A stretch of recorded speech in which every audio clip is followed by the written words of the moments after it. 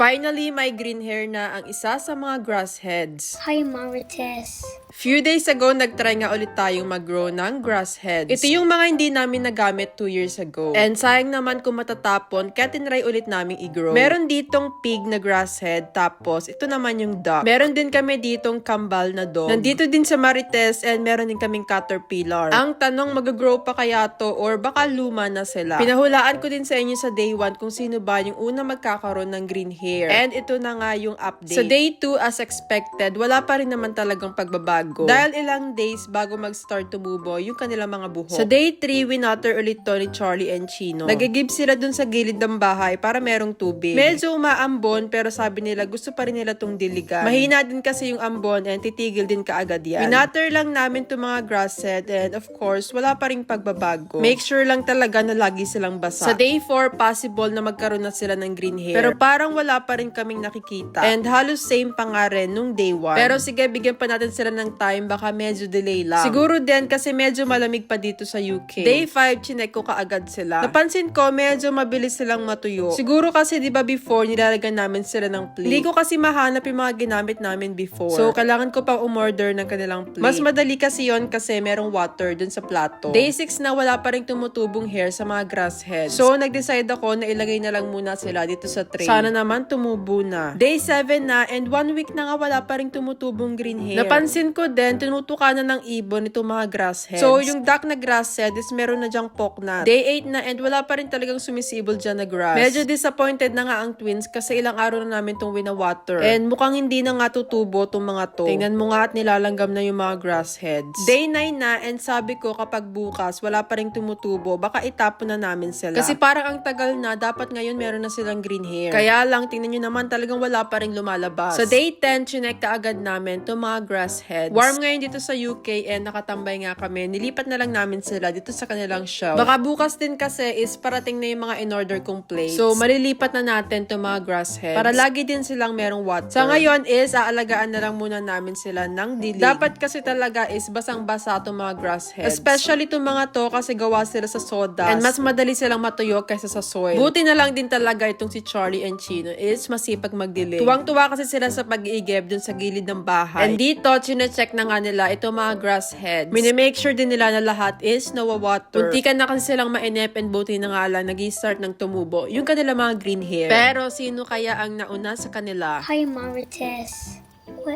What did it see, Masa?